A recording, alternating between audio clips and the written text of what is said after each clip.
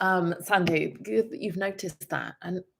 And what can we do about never feeling full? Well, this is really interesting to me. By the way, I'm Laura Lloyd, food psychology coach, and I deal with overeating and especially after work overeating.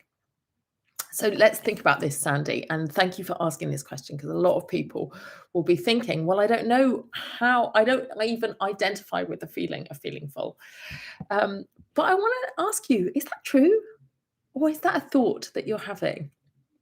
Seriously, is that true? Like if I gave you like a Guinness Book of Records pumpkin pie, at some point of eating it, you would feel full. You would stop eventually. And even when I've been binge eating, there are times when I feel like, okay, there's still a time when I decided to stop. Okay, so there is a full. What it looks like now for you and what you want it to look like is something else. I want to invite you to play with the idea of satisfaction versus fullness, because actually a lot of us are used to eating to full and thinking of full as being the point of stopping. When we were kids, sometimes your mum would say, you know, are you full? But actually, even in some languages, full is kind of is a bit like, ugh. Like, what about satisfaction? Where is satisfied? And the only way you're going to find satisfied is by slowing down and paying attention. And I know you're going to be like, oh, Laura, like mindful eating, seriously, paying attention, putting my phone away, turning the TV off. That's the best that you've got. That's your secret weapon. I mean, what else is there, guys? I just want to ask you that. Like, I'm not putting the food in your mouth. I can't come over and say, okay, switch on the red traffic light now. You will discover your satisfaction point by tuning in to your body's signals, and it does exist. And if you are blowing past it time and again right now, that's normal. And in the process of trying to rediscover where that satisfaction point is, you will blow past it a lot. And also, if you're like me and you tell yourself, I'm going to stop at satisfied, you won't want to see it, because you'll be like, no, because that will mean I have to stop eating, and I don't want to. I want to eat until I have to loosen my trousers so that I can really go and have a lie down, because that's how I like to feel right now. That's how my body is used to registering the food. So why not at first just tell yourself, I'm just going to see if I can notice satisfied. That doesn't mean I have to stop there. It might mean that I take a pause, that I look at the clock and I wait for 3 minutes. And then if I choose to have more, that's what I'm choosing right now.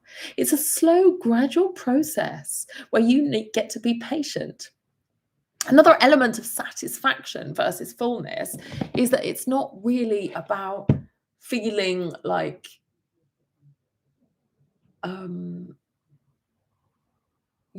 that sense of food in your stomach. In reality, your stomach is only really the size of your fist, right? So, the amount that we are used to feeling satisfied by is not a huge volume. Even for weightlifters and bodybuilders, it's not a huge volume. We're really talking about registering, getting the body to tune into the signal of a bit less food. But we also want to feel, if we're going to feel satisfied, we also want to feel pleasured. So my question for you, Sandy, is what are you eating food that pleasures you? And are you taking pleasure in it as you're eating it? Or is part of that looking for more, also looking for a satisfaction that you haven't had because you haven't had the eating experience, because it's been very fast, or you've been very distracted or stressed out, or any of that?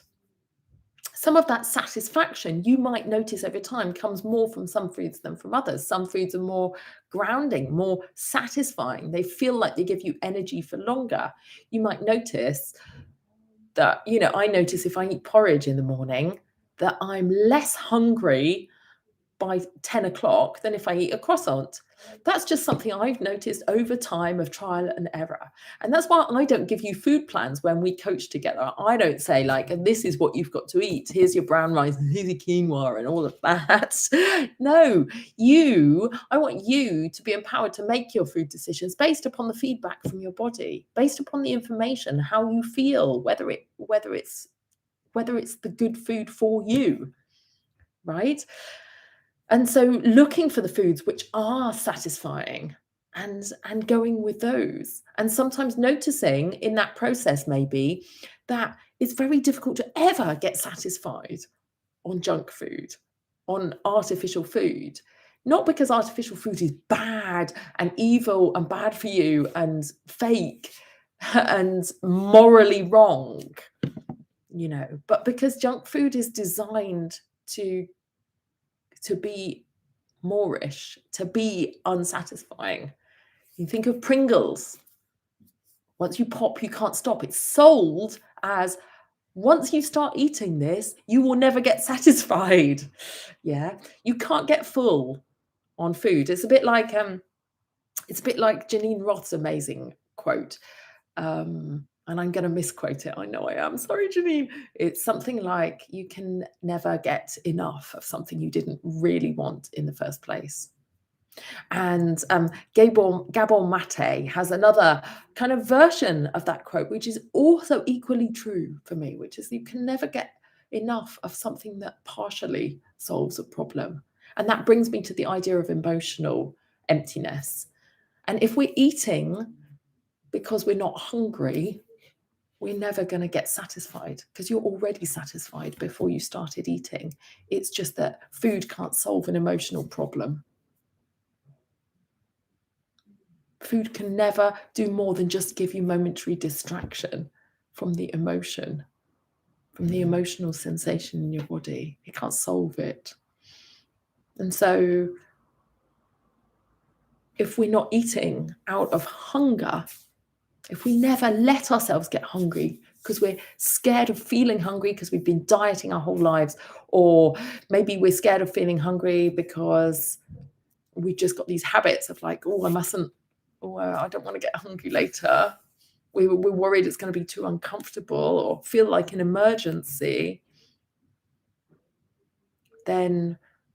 Or we're just eating because we just feel horrible and we want to feel different. We want to feel better. Then we're never going to get full, because food is not the solution to the emotional problem. If food can solve hunger, that's how we're designed. Feeling feelings can solve feelings. That's kind of the work that we'll do when we coach together. So Sandy, I hope that you find some things here. So some of those things will apply to you, some of them won't.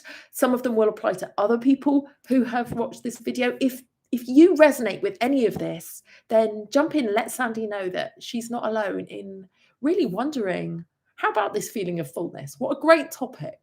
You could spend some weeks on that topic and find a whole load in there of learning and skills to develop as an eater.